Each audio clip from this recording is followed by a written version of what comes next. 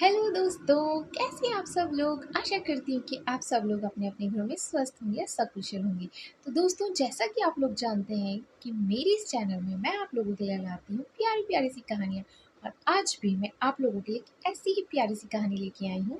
तो चलिए दोस्तों, ज़्यादा समय व्यर्थ नहीं करते, शुरू करते हैं आज की कहानी। और हाँ दोस्तों, अगर आप मेरे चैनल में नए हैं तो प्लीज़ मेरे चैनल को सब्सक्राइब कर दीजिएगा। और अगर आपको मेरी कहानियाँ पसंद आती हैं, प्लीज़ मेरी कहानी को एक लाइक कर दीजिएगा और एक प्यारा सा कमेंट भी कर दीजिएगा। तो दोस्तों, चलिए ज़्यादा समय नहीं लेते हैं आपका और शुरू करते हैं आज की कहानी। तो दोस्तों, आज की कहानी का मेरा शीर्षक है अनपढ़ बहू, जो कि एक कहानी लिखी गई है मीना जी के द्वारा। तो चलिए शुरू करते हैं। रुपेश कारगिल की वादियों में एक सिपाही के रूप में तैनात था। वह अब की बार छुट्टियों में अपनी बहन के पास गांव आया हुआ था।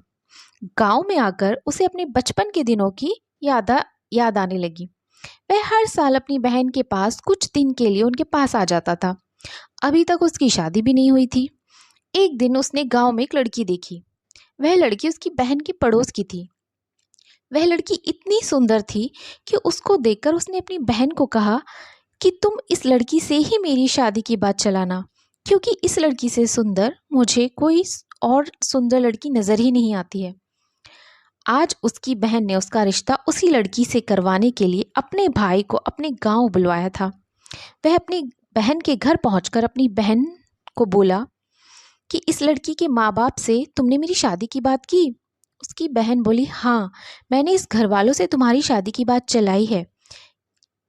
वह बोला कि अच्छा, तो फिर उन्होंने क्या कहा। उसकी बहन बोली, उसके पिता के पास देने के लिए इतना दहेज भी नहीं है।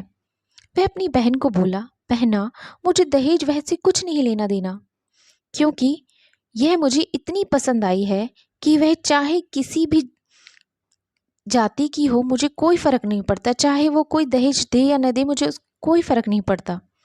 उसकी बहन बोली, मेरे भाई, उस लड़की के 5 भाई बहन हैं।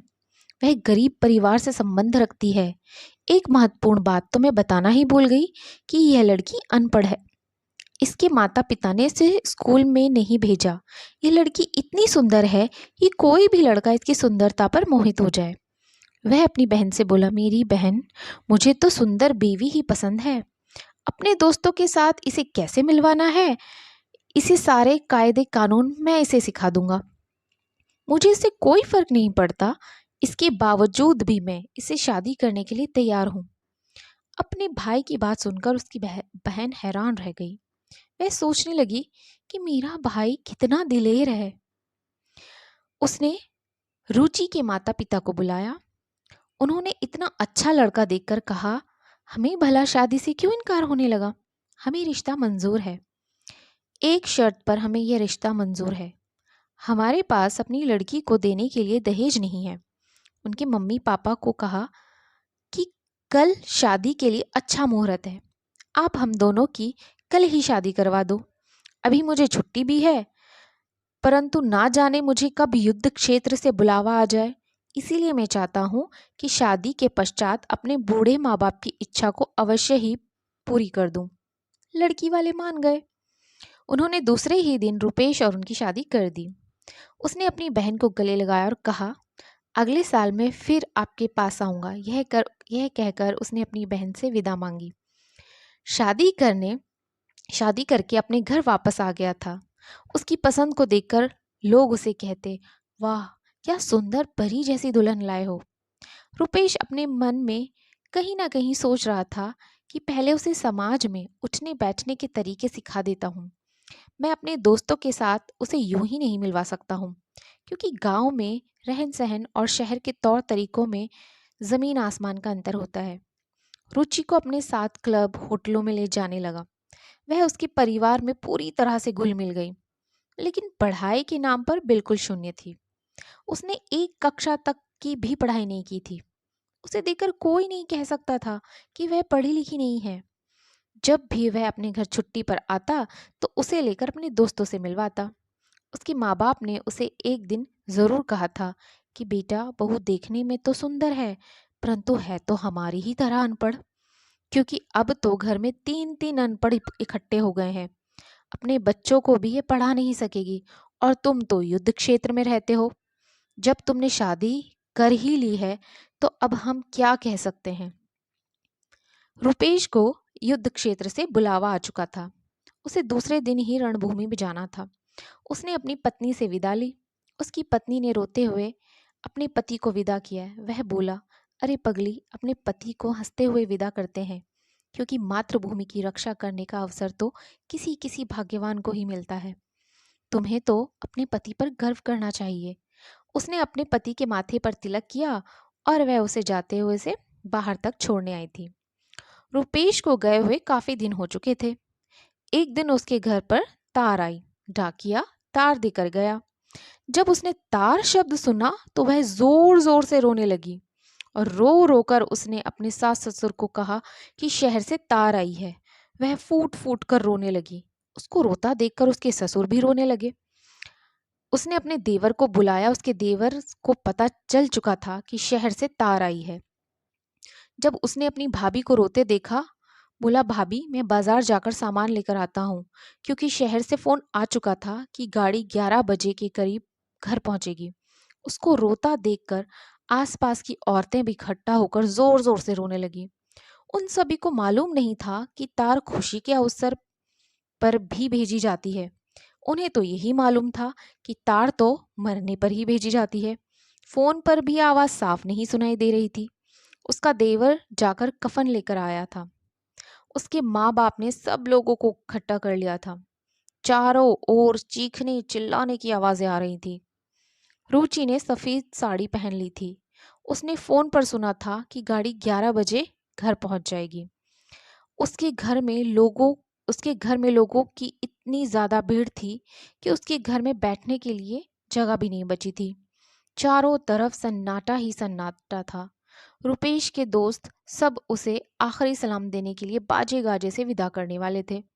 11 बजे के करीब एक पुलिस की जीप उनके घर के पास खड़ी थी।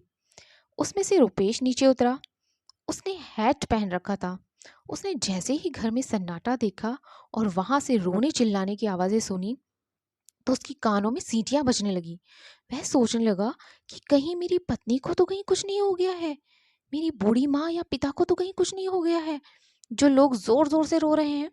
उसके दिमाग में तरह तरह के ख्याल आ रहे थे। वह दौड़ा दौड़ा अंदर गया और अपनी माँ के पैर छूकर बोला, माँ प्रणाम। उसकी माँ अपने बेटी को देखकर चौंकी और उसे देखकर खुश हुई। वह बोली, हे भगवान, क्या अनर्थ कर डाला। बहू ने हमें क्या खबर दी। रुपेश बोला कि मैंने अपने आने की खबर आपको तार के माध्यम से दी थी। वह बोला, और फोन पर भी यह कहा था कि 11 बजे तक हम आ जाएंगे। रुपेश की बूढ़ी माँ अपनी बहू के पास आकर बोली, अरे तुमने ये क्या अनर्थ कर डाला, मेरा बेटा तो जिंदा है। वह बोले कि आज सुबह ही डाकिया तार देकर गया था। मुझे क्या पता था कि तार में अच्छी खबर भी होती है। मुझे तो पता था कि तार में बुरी खबर ही होती है। यह बातें मैंने मोहल्ले में अपनी सहेलियों को बताई। जिसने सुना वह भी यहाँ आए बिना ना रह सका।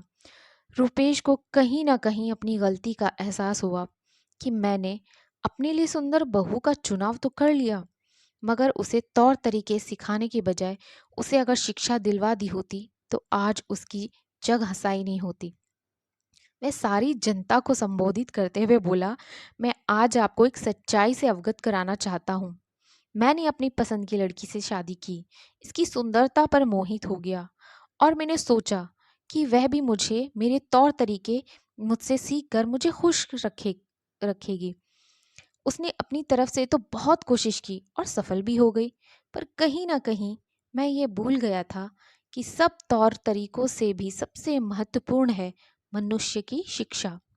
इंसान अगर पढ़ा लिखा होगा तो वह दुनिया के किसी भी क्षेत्र में चला जाए, वह कभी निराश नहीं होगा।